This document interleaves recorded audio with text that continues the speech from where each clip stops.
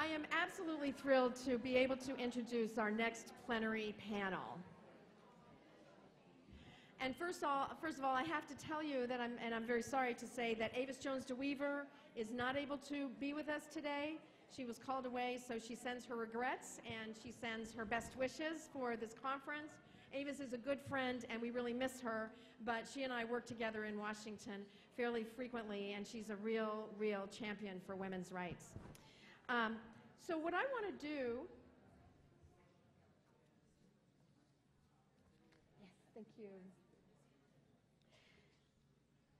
So this plenary is going to be, I hope, going to be a lot of fun. I'm going to introduce all of our speakers all at once, and LaDonna is going to moderate. And then as I introduce speakers, that's the order in which you all will speak, right? So that makes sense. LaDonna's offered to moderate. At this panel, what we want is for speakers have agreed to speak maybe 5, maybe 7 minutes, something like that, fairly short, so that we can then have a real conversation. The stage is set up the way it is, specifically because we really want to have give and take with you in the audience. So after I do the introductions, I'm going to turn it over to LaDonna and ask her to moderate. And so here we go. Elizabeth Schuler is the Secretary-Treasurer of the AFL-CIO, the #2 person in the nation's largest federation of labor unions in the country. In 2009, Liz became the first woman ever elected Secretary-Treasurer of the AFL-CIO. And she is also the youngest officer ever elected.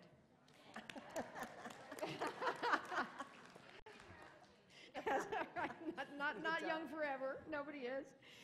Liz was also from her earliest days on the job, Liz displayed a commitment to excellence and professionalism that helped her succeed in all she undertook, often against daunting odds. She's active with many women's caucuses, many women's causes, including the Women's Campaign Fund, Women's Policy, Inc., and the National Women's Law Center, and also the International Women's Democracy Center, an organization that sponsors mentoring programs in encouraging women to run for office and to seek change in countries overseas. Liz also represents the AFL-CIO on various boards and committees, and she and I have worked together on the labor movement's expansion program, which I'm sure Liz is going to talk about. It's really wonderful. Next up speaking will be Keo Lin. Keo Lin is a feminist activist. She is an award-winning author for her first book, Talking About Race, a workbook about white people fostering racial equality in their lives. Kaylin has taught in preschools. She has substitute taught in elementary, middle, and high schools. She has worked in a residential treatment center for children and young adults. In 1991, she moved to Seattle and legally adopted her present name. Kaylin received her BA degree summa cum laude from the University of Massachusetts Amherst in 2000. And her second book, which is a wonderful, wonderful title, is Protocol, Welcome to Paradise, Watch Your Step. It's co-authored with Henry White and will be launched in the fall of this year. Keo Lin is married to George Allen Williams, with whom she has 2 children. Was married. Next up will be my dear friend Santita Jackson. Santita is the host of the top-rated Chicago radio show, Santita Jackson Show, a leading urban talk radio station in which she examines topics of political, social, cultural, and religious significance 5 days a week. She is also the executive producer, writer, and co-host of the nationally syndicated Keep Hope Alive radio show with her father, Reverend Jesse Jackson. Santita is a writer and founding contributor to The Griot. She is an MSNBC website dedicated to, The Griot is an MSNBC website dedicated to African American news and opinion. She found her passion for academics and music early in her life. She attended Howard University as a student, and it's her hope that she can use all of her gifts to bless and to serve.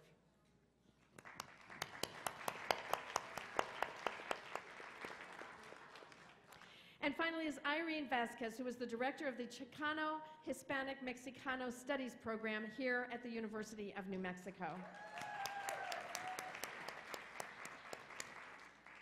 Irene's research and teaching interests include indigenous peoples of the Americas, Afro-Mexican Latino relations, U.S. social movements, women of color feminism, and intercultural collaboration and peace building. She has written several essays in English and Spanish on the historic and contemporary relations between African Americans and Latin Americans, and she is currently co-authoring a book. In the area of K-12 education service, Irene has served as co-founder and council of trustees, as a member of the Academia Semillas del Pueblo, a public charter school located in El Sereno, California. In 2005, she was appointed to the Mayor's Education Advisory Council for the City of Los Angeles. So she has recently come to New Mexico from California. Anyway, I'd like to welcome everyone on the stage, and now I'm going to turn it over to Madonna to moderate. And I think you have the handheld thing. Yes. Yeah. Oh, good, your mic. I have it. Okay, good. All right, thank you so much. I don't have to. I wanted to say welcome to Mexico. We want to our plans were to warmly welcome you, but I think we're done. The heat is going to be very wonderful today.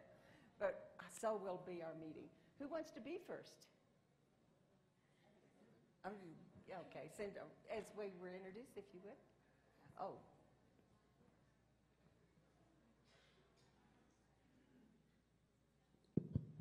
Hello. Well, good morning, everyone.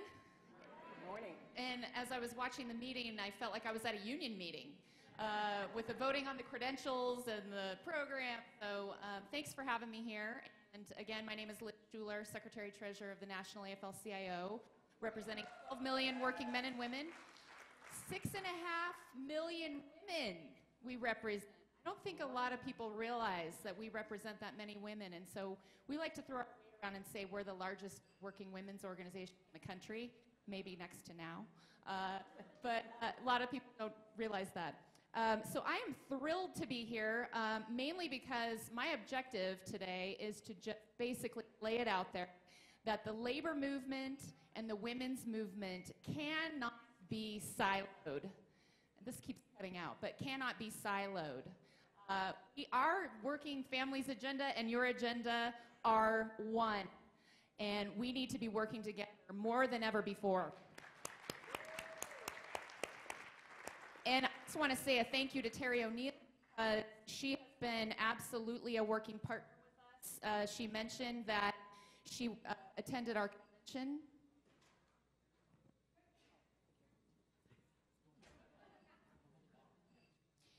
I needed a class before I actually spoke into the mic, I guess. Okay, is that better? Yes. So she was an integral part of our convention and trying to figure out ways we deeply work together and absolutely integrate and open our doors in the labor movement to more women's organizations, more community organizations, really build strong and enduring partnerships. And so that's what I want to leave you with today, if I leave you with anything, is we are open for business. We want the labor agenda to be a working women's agenda, and that this is hopefully where we're all headed, okay? Now, why do we care so much about this, right? We know that working families are basically under assault. This economy has done workers no favor. If you look at the past 30 years, what's happened to wages, right? People are suffering. And is it because productivity has gone down? Absolutely not. And if you were to look at productivity, if it were to keep up with wages, or I mean, if wages were to keep up with productivity over the last 20 years, the minimum wage would actually be $18.67 today. This is not working. Sorry, this mic keeps cutting out. Sorry, $18.67 an hour today. And so we all know, I don't need to tell you, the wealthiest 1% has been taking all the income gains over the last 20 years. And in fact, all of the income gains in our economy went to the wealthiest 10% of households over that period of time, and the wages of the other 90% of the workforce has actually fallen. So we have a job to do, right? We need to beat back this strategy that the extremists in the Republican Party seem to want to continue to push, which is push wages down. We're actually fighting to raise wages, okay? Because no person that works for a living should have to live in poverty, as the president says, right? Everyone who works for a living should be able to make it in this country. And I think Donna Edwards, my shero, said before that 2/3 of working women that work for the minimum wage are actually taking it, have the hardest time in this economy, especially if they're working for tipped minimum wage, which, we just had an example of a worker in town who came to town to tell her story at the summit that was mentioned earlier this week, the White House Summit on Working Families. She is working for $2.13 an hour in Texas as a barkeeper. She actually sometimes says she loses money going to work because by the time that $2.13 pays for her taxes and her transportation and her child care, she is living off tips, and that does not give us enough money to make it in this country, right? Thank you so much. And she said, we need to raise the minimum wage so I can raise my daughter, okay? And that is powerful.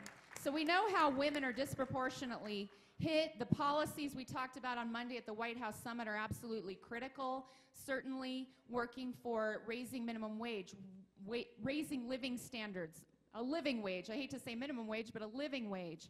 Paid family leave, paid sick leave. All of these policies are now being prioritized by the labor movement because a women's agenda, as I said, should be the labor movement's agenda. And that's right.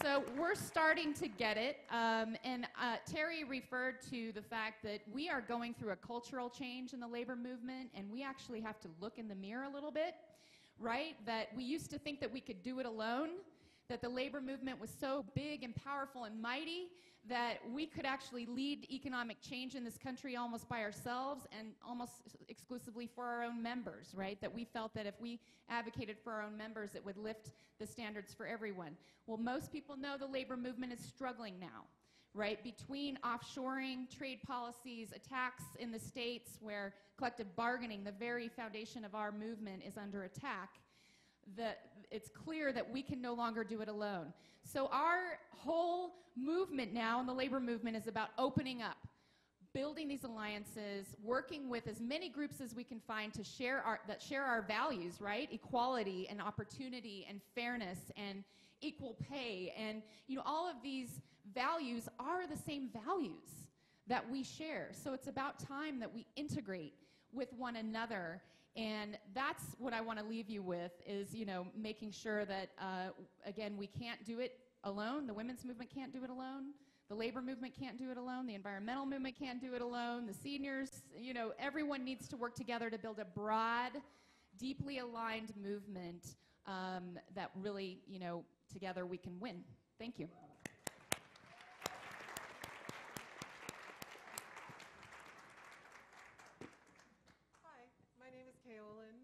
I was born Patricia Ann Louise Graham, and I changed my name legally in 1990 while I lived in Seattle, Washington.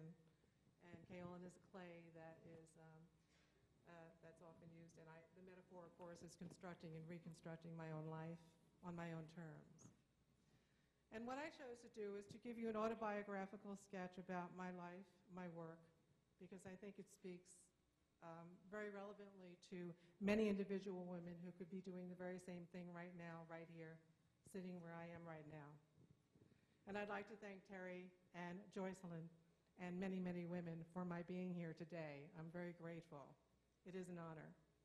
My life as a feminist began when I was a child, just as my life as an Anglo-white female that would be benefiting from white privilege had.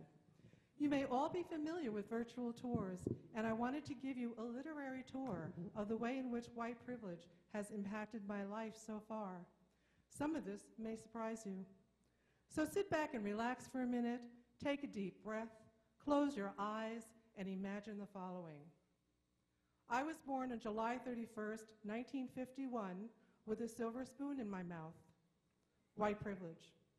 I was raised in a brownstone in a landmark area of Brooklyn, New York, 13 rooms, an attic with a pool table, ping pong table, bikes, and enough toys to fill up a pediatric ward of a hospital.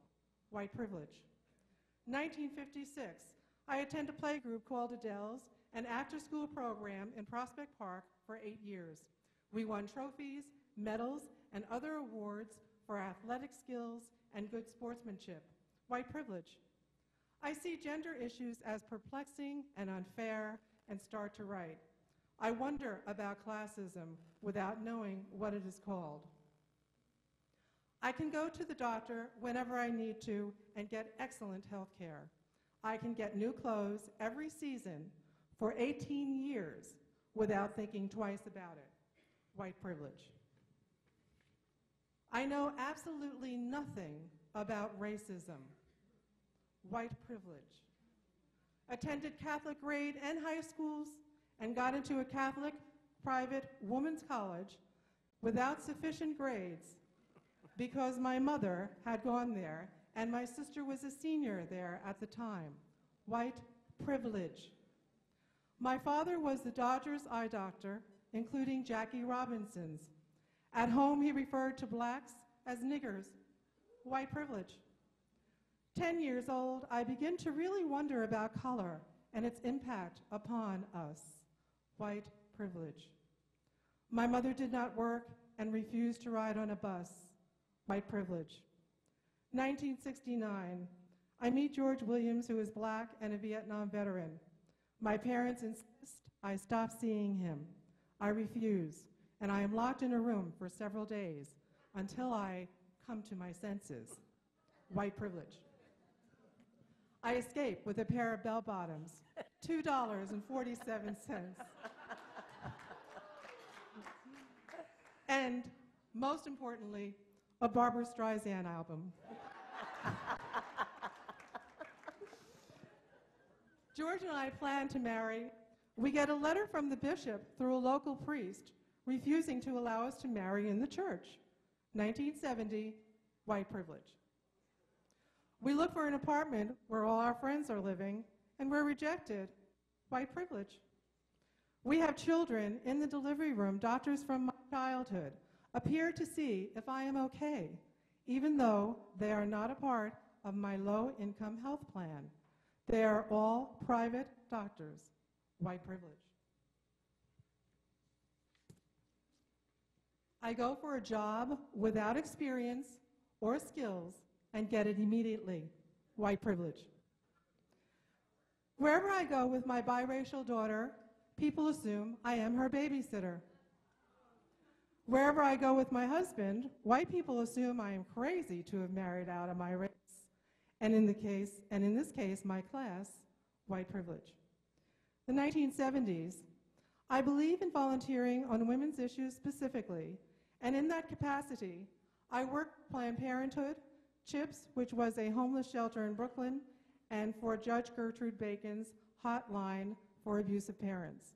I also work as a waitress on Wall Street for money and go to auditions for singing gigs. There is only one woman of color working in these 3 organizations combined. There is no one of color on my job on Wall Street. White privilege. I get a job singing at Damrush Park at Lincoln Center in the summer concert series. The performance is titled Children of Adam. The choral director is Chapman Roberts, who is African American. He was also the choral director for Bubbling Brown Sugar and Don't Bother Me, I Can't Cope, which were successful Broadway shows at the time.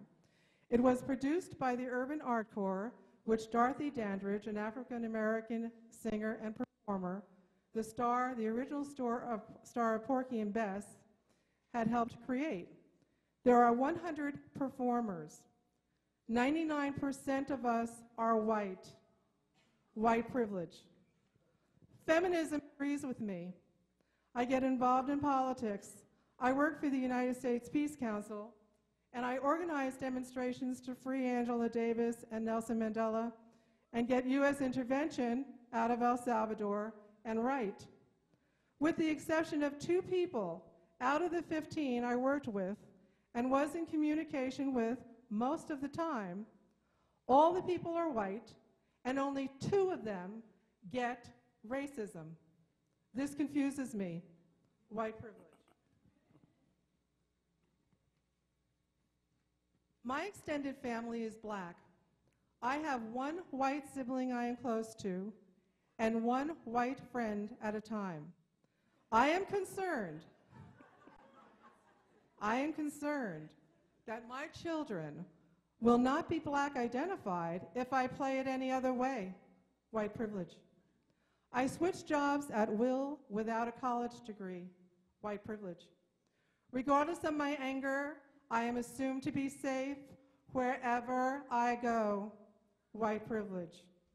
I become an interpreter for my husband and my children when they are speechless due to the racism they encounter.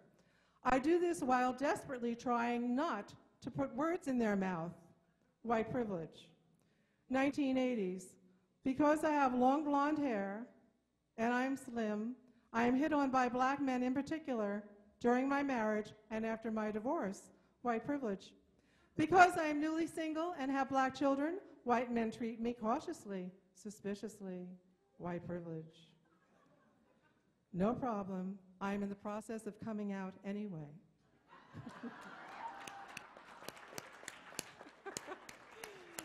I become a fundraiser for the newly launched Audre Lorde Poetry Center at Hunter College. Thank you. With other women, we have a program called Doing It For Ourselves on WBAI FM radio.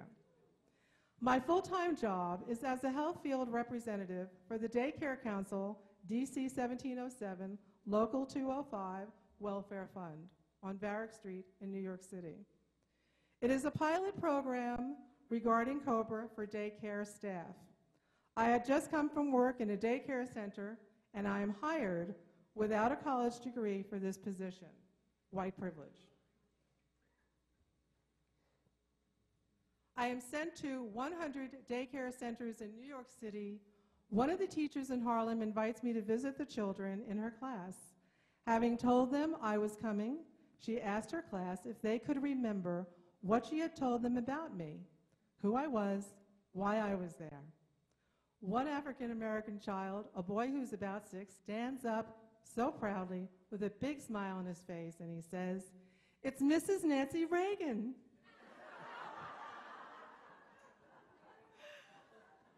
I go back to work, and I quit my job.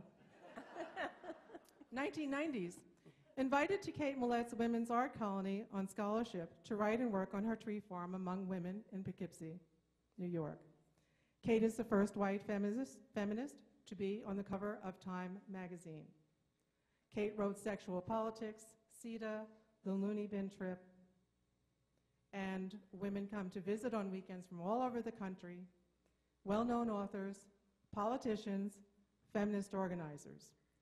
Not one woman of color is among them. White privilege. I begin to accept that white privilege has a peculiar stench to it, and that I must work it out. My poetry gets published easily. It is all about racism. I moved to Northampton, Massachusetts, and go to Holyoke Community College, then transfer to the University of Massachusetts at Amherst, matriculate in the opera department at Smith College for a while, and then I decide to design a course titled Let's Talk About Race, about the daily impact of racism upon all of us. Then teach it for a year through an independent studies program while a full-time student at 45 years of age, working full-time in a residential program for adolescent boys at night. 2,000 plus. I graduate. I sub in local grade schools, high schools, and middle schools to be sure I am right about racism. As I begin to write my book about it, which came out in 2010, titled Talking About Race, a workbook about white people fostering racial equality in their lives, and I am presently co-author of his second book titled Protocol, Welcome to Paradise, Watch Your Step. This is about racism in small liberal towns, especially the one that I live in, white privilege. Working the racial equality muscle is something all feminists can do and must do to assure racial equity. In closing, I'd like to read you a quote from one of my female white students. She was 20 years old at the time. It is from Chapter 4 on Responsibility and White Privilege. This fear to stand up for oneself and to know your boundaries when someone has threatened you is something I have been dealing with for quite a long time. I see women of color do it often, even with humor. I am so used to seeing this as a lack of survival skills in white women. But now, I believe it may be the effect of an abundance of privilege. Thank you. I'd like to comment, if I may. I'd like to comment on your presentation because I think it's important, and we've never, after civil rights movement, we never got around to saying what's wrong with us. I served on the Mental Health Commission in Washington. I was the Indian on the commission, but that was all right. I learned a lot. And when the psychiatrists and the sociologists talked about racism, talked about children, I would say, I don't think that it applied to Indian children, and I don't think it applied to children of color. And they would patronize me. Oh, well, since I didn't have all the right degrees, they patronized me. But I had them over to my house. And they were accustomed to blacks being angry, but they never understood that Indians can be angry. And one of my very prominent friends, we were working together in Oklahoma, and they came up to Washington to visit with me, and I had the committee of psychiatrists and that whole National Committee on Mental Health of Children from the National Institute of Mental Health. So I had them to my house for a buffet supper, and so I had my Chester Pierce, a prominent black psychiatrist from Harvard, there, and of course he was professional enough, he could handle it. He could handle because they could talk in professional terms.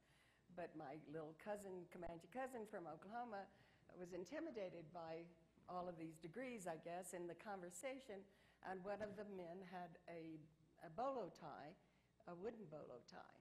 And so my cousin had a couple of drinks and went up and said, just be goddamn glad that isn't turquoise or I'd have to whip your ass. Number one question, because when we look at people as victims, we're taking care of a symptom, or we're looking at a symptom. We're not looking at what's causing that person to be poor or underprivileged. And women fit in that category. And so that instead of looking at the victim all the time, we should look at the perpetrator, because they're the sick ones. I mean, they're the ones that we need to have the conversation about. And that, it stuck with me. That report became a part of the permanent report from the National Institute of Mental Health that these prominent people got together and made. It fortunately was incorporated in the Kerner Commission report. Fred Harris was on that committee at the time and had us testify to our findings to him. So it got incorporated. So I think when we're looking for language and other things, I always say as a Native American, we don't study American history, we study Europeans coming to the Americas. And so we spend three-fourths of our time educating the general public about what Native American is. And so that we use up our time rather than solving our own problems, we're having to solve this other problem. And it means with every administration since Lyndon Johnson, with the exception of George W., that we had to educate their cabinets to make any improvements in our progress. So I'm glad that you've your statement particularly so that we could help us look at the issues in a different kind of way and come up with different words to express this. And I do know that an African-American minister from Albuquerque was going to have a white privilege class here at Sandia, the laboratories, and they made him not. He had the funds to do it and everything, and they cut it out of the program. So we have never got to that place that you're talking about. We haven't gotten to that place for people to discuss what is racism, what forms does it take, and how hurtful it is. It's hurtful to the person who holds it. It is a mental health. Can you imagine people that, I don't know, the Tea Party people, they work against their own self-interest because that is ingrained in them in such a way, or that culture that they were raised in is in such a way that they have such a difficult time dealing with people of color, with issues that affect them mostly. And so I think if we get our brilliant women minds together, we'll come up with these solutions. But I appreciate both your presentations. I thought I could intervene at that time. And I appreciate Ladonna's comments because they relate to what I'm going to talk about today. And I'm going to stick to my notes and read very quickly to allow for our speaker in conversation. But I first want to thank Now for inviting me. I'm very, very glad to be a part of this event today. I think it's truly innovative, truly visionary, and so thank you. Today I would like to speak about the humanitarian crisis occurring now at the nexus of the U.S.-Mexican border and its legal and philosophical connection to the plight of undocumented immigrants, including women and children, and LGBTIQ populations currently in the U.S.-Mexican border region or living in the United States. And while I do not have time to go into the detail of the context and circumstances experienced by undocumented women and children and LGBTIQ populations due to the broken U.S. immigration policies and debilitating effects of U.S. and economic and political interventions in Latin America, I do hope that you will consider these matters thoughtfully and work in your own ways to bring attention to the epic forms of state and non-state oppression and violence impacting these communities nationally and transnationally. Since January 2014, over 50,000 women, children, and unaccompanied children have left their countries of origin in El Salvador, Honduras, Guatemala, and Mexico, and this is projected to double by the end of the year. Among these tens of thousands of immigrants, indigenous peoples, Afro-Latinos, and LGBTIQ are overwhelmingly represented, and there's reasons for that which we can't get into, but I'm sure you imagine. Women and children and unaccompanied children face a daunting and perilous journey to the north that too often results in physical abuse, rape, hunger, maimings, and death. Many of these women and children flee their countries of origin because of lack of personal security due to organized crime, violent gangs, and pervasive economic instability. But the root causes of these exploitative structures still remain unexplored. Moreover, these populations face harassment and abuse by non-state and state entities and individuals inside and outside of detention facilities. Central American children, if you've seen this in the news media, are being held in ICE detention facilities and are living and sleeping in squalid conditions as we sit here today. They lack adequate legal representation, health care, or social support services. Having made the dangerous 2,000 or more mile trek to the United States, many of them are traumatized, ill, and fearful for their futures. Some of these unaccompanied children are as young as 4. Many of them carry notes pinned to their clothing listing their names, and phone numbers and addresses of relatives in the United States.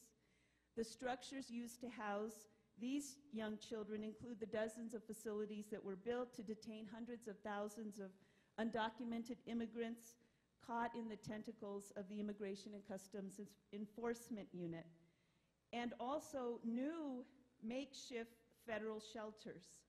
Immigrant rights activists have been calling attention to the inhumane housing and treatment of undocumented immigrants for many years, and yet not much has been done. Almost 2 million undocumented immigrants have been detained and then deported to their countries of origin. As a group, LGBTIQ undocumented immigrants face the most pernicious detention conditions in ICE and federal penitentiaries. I want to share a story of a transgender woman, Victoria Arellano, who, like other undocumented LGBTIQ persons and undocumented immigrants, live in a precarious existence without state, national, or international rights or protections, and who face marginalization, persecution, harassment, hate crimes, and ultimately, some of them the most inhumane forms of death, alone and in fear and isolated from civil society. LGBTIQ undocumented immigrants, like undocumented women and minor children, are among the most vulnerable populations living in the US, border region, and in Latin American countries where xenophobic nationalism, sexism, homophobia, and transphobia are discreetly and non-discreetly inscribed into legal systems, codes, in ways that disadvantage these populations proportionately. Immigrant rights advocates have multiplied on a national scale from the mid-2000s forward. And some of these activists in the intersections of immigrant rights, women's rights, LGBTIQ rights, children's rights, have called attention to these vulnerable populations.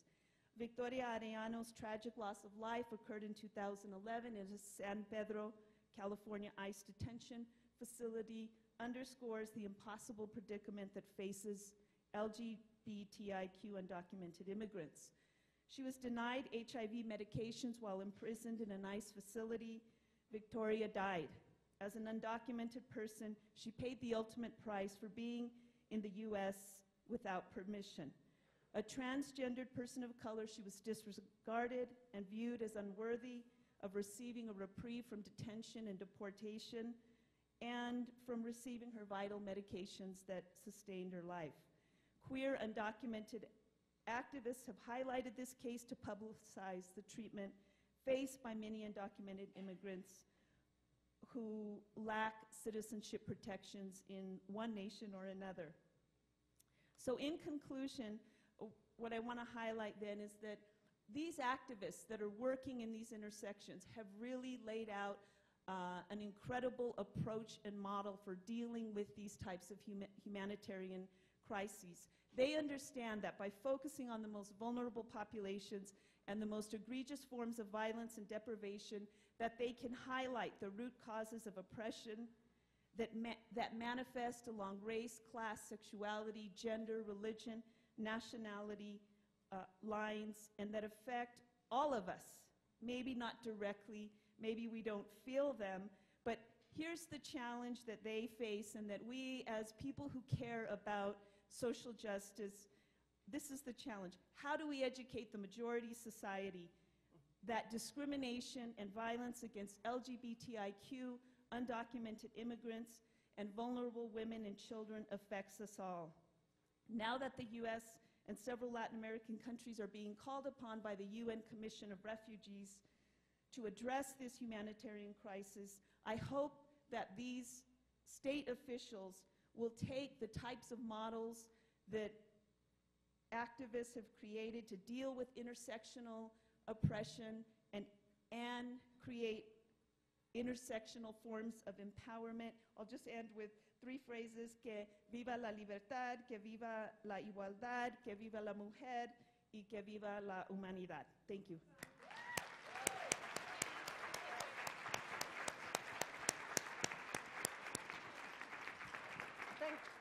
Thank you for that, because it's in the news, and the president even said yesterday that these children are being taken as some of the young ones are taken as sex slaves now. If you can imagine walking from Guatemala or Honduras, all the way through Mexico, riding trains in whatever ways they get here. If they're not killed by the walk, they're either taken as sex slaves or they're, but they, as soon as they get to the United States, they feel safe. And then our Border Patrol people are not trained properly. They have this aggression again. I mean, there's videotapes and proof of how they've managed people when they cross the border, that people who have put water out there for them, and of course they're taking about the people who try to get them into the United States are illegal actors. If we could figure some way of punishing those people too, but they put water out. People like in Arizona put water out so they can survive the desert march. And the border people come and find that and knock it over. They have videotapes of destroying the water supply that was left out for them. So there's all kinds of pieces of that. And the organization American States says that 90% of human rights violation are against indigenous people. That's why Guatemalans are coming to this country, because of the discrimination against indigenous people, to get away from that. So there's so many elements to this discussion. It's very important. Now, Amen. Next. And I've got to follow all of this. Unbelievable. A great big round of applause to now and to the men who are here to support us. Come on, everybody, you can do better than that.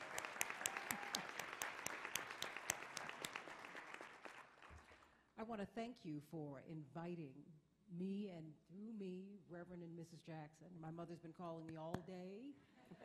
She wanted to know, what are you going to say? But let me tell you what you need to say. I know what you need to say. She said, I'm 70 this year, and I've earned the right to say it all, so you listen to me. And she's right. As a point of personal privilege, I would like to thank Terry O'Neill. One of the things that Attorney Terry O'Neill did not tell you is that she does have another job. On Sundays, she is a regular panelist on the Key Pope Alive show. So we wake her up and we hear the coffee cups in the background and she's making everything. But what we've tried to do on that show, this nationally syndicated show, is broaden the conversation, which is why she had me come here. We start our national conference today. But I had to come here because I wanted to be with you, because we have worked with the National Organization of Women for so long. And we're family. Indeed, we're family to this extent. Many of you know the Congresswoman's former colleague is my brother, Jesse, former Congressman Jesse Jr., and he is currently in prison. And it's something, I don't whisper his name, he's my brother, and I love him. And when he was in Congress, thank you so much, he did a lot of great work. And on that day when we went to the courthouse, there were I went on Google, I was trying to find some pictures of Reverend, because I have to post them, because I'm the executive producer. I wear all the hats.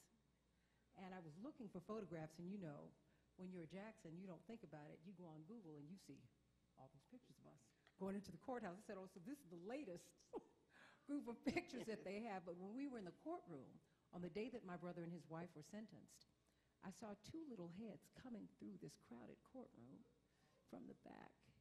And it was Eleanor Smeal and Attorney Terry O'Neill.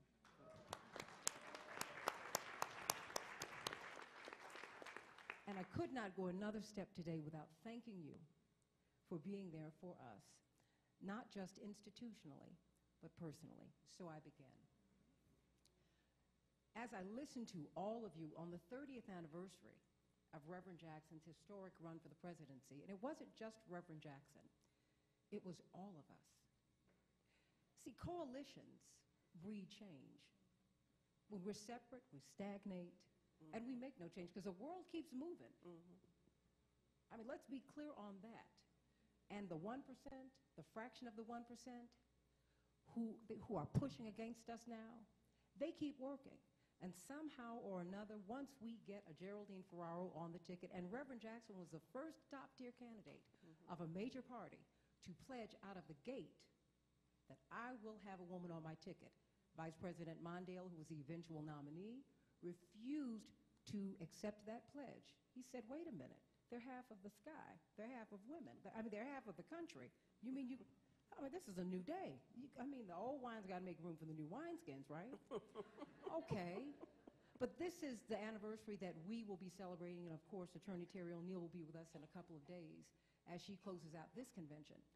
But she brought me here because one of my other jobs, as I scoot up in the chair, is Fox News. Oh, I knew that was going to happen. Cha-cha. In addition to my many jobs, I am a contributor on Fox News. And I'll tell you the story. I'll tell you the story as we talk about inclusion.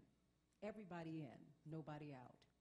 As we talk about diversity, different opinions, not just skin deep, getting a black person, a red person, a white person, whatever was politically correct. Look, we're all made by the same God. I'm a religious woman. So I don't see the difference here. I see the differentness, and I celebrate it. But the differences, I celebrate them too, but I'm over it. Over it, really. You know, God made us all. Get over it. Having said that, I'm a television producer as well. And I wanted to meet Roger Ailes. At one time, I just left my radio show in Chicago, but I had the top-rated urban talk show in Chicago, and we talked about everything. It's the black talk radio station, and about 35 to 40% of my audience was non-black, which was, they said, really weird. Because I would talk about everything. I said, because we are the world.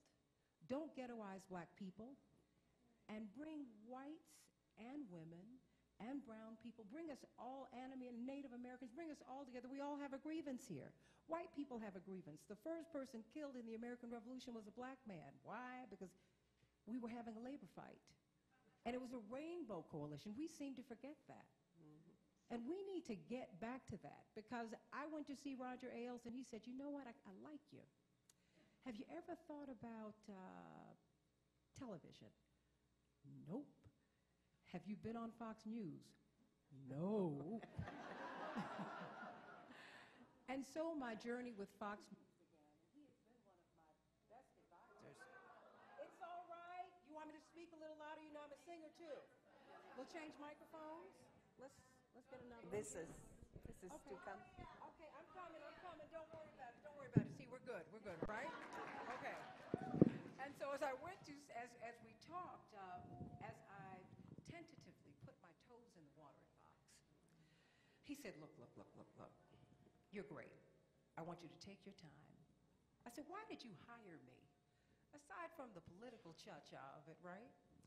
He said, no, I like you.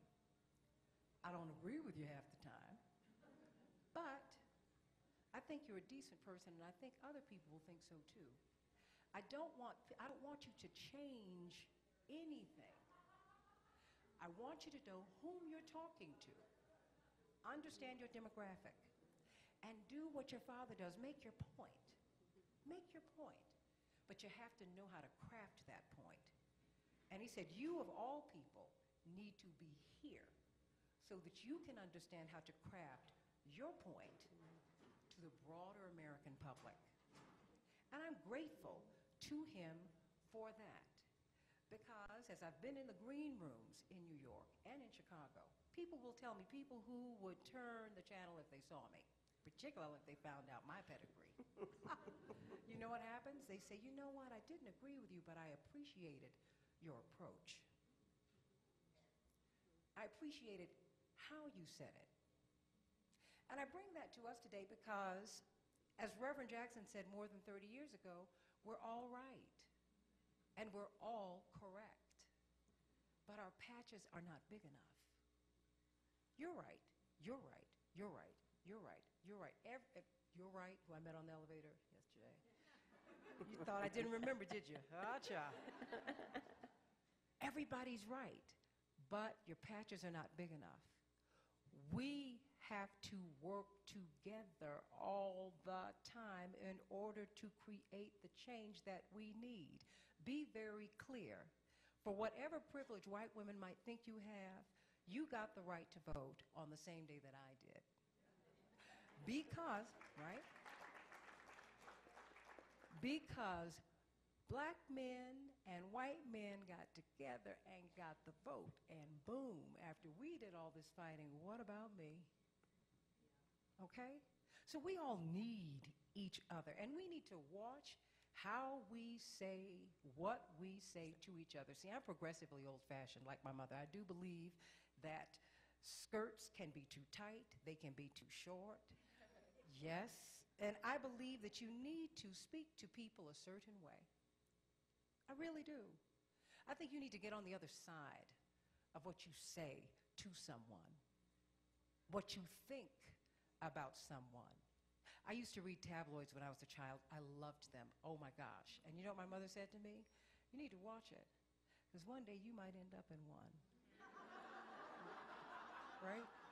She was right. Oh my gosh. But we need to watch our words. Tolerance, who wants to be tolerated? Do you want to be tolerated by him and you? No. Of course not. My beloved, I don't want my future husband, I know he's out there, or your partner. I know they're out there. Well, you've already got yours. Do you? Okay. You don't want anyone to come up to you and say, I tolerate you. I've waited a lifetime to... Oh. You never want to be called a non-essential worker, do you? I mean, the people who catch the early bus, right? Oh, it's funny until you got to get out in the snow, and that non-essential worker who's got the supervisor, who's got the other supervisor, who's got management, who's got the owner on their back. They're non-essential until they don't want to be paid because I got to save money, right? I know my time's up. I'm coming. But, you know, we need to watch collateral damage. I have a dream, not a drone. Collateral damage, those are dead people. I mean, so we've got to watch how we say, what we say, what we think is, guess what? One day south becomes north, north becomes east. It just depends upon where you're standing. If you keep on living, just keep on living. So we've got to come together. I mean, I work on Fox. I'm in that house, and you know what? I'm glad to be there. But I have been in enough editorial boardrooms. When you see pictures of Reverend Jackson down through the years, you always see his children with him. And it didn't just start during the presidential campaigns. I couldn't believe that people hadn't figured out that he didn't have all these kids.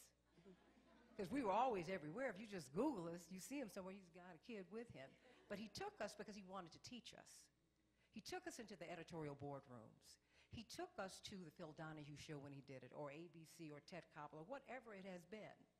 Because he wanted us to see that media is just that. It's media. Fox is no more, no worse, no than. I'm not here to preach for them. I'm saying we've got to mature in our discussions and in the fight. See, I'm from a family. You can choose your friends, but you can't choose your family. But as you mature, you realize that you can choose to be friends with your family. And that's what we need to do as women, as human beings. We women have to come together. We have to come together with our men. We have to come together with our LGBT brothers and sisters. We have to come together with everybody, because it's only when we come together that we win. That's the beauty of your story. That's the beauty of your story. That's the beauty of your story. That's the beauty of your story. Globalization, what, please? That's everybody going to everybody else's country and getting their resources. Absolutely. That's right. We all ought to be fired up about that. More than 90 million Americans are out of work. Now, you can read that on a right-wing website, but you know what? It takes two wings to fly, and it takes tension to keep it aloft. Be clear. Get the information, and let's batten down the hatches, and let's fight for real change. And not just some nebulous form of change. I mean change that will give us a livable wage. Change that will give us an ERA. The Equal Rights Amendment. We need that, and we need it now. In all 50 states, we need equal access to a public education for every American child. We need that. Privatize the schools if you want to. But let me tell you something. I'm a graduate of a public high school in Chicago, and the intention of that school, oh, wait a minute, I was a merit scholar too. Put that on the record. It is possible. And I didn't have a choice. And it can be done if you have the intention to make America the idea, America the ideal, what America is really supposed to be. Oh, let America be America again. Let it be what it's supposed to be.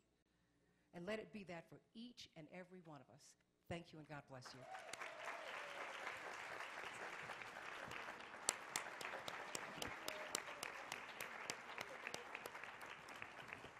What a win-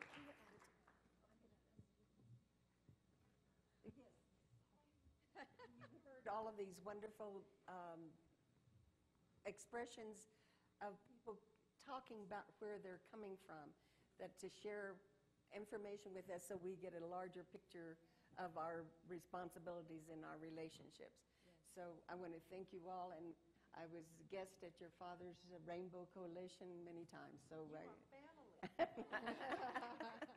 and I appreciate your family so much. But thank you for all the things that you've shared with us, and we'll take them with us to our working sessions. Yes, yes, exactly. Thank you all so much. This has really, really been wonderful.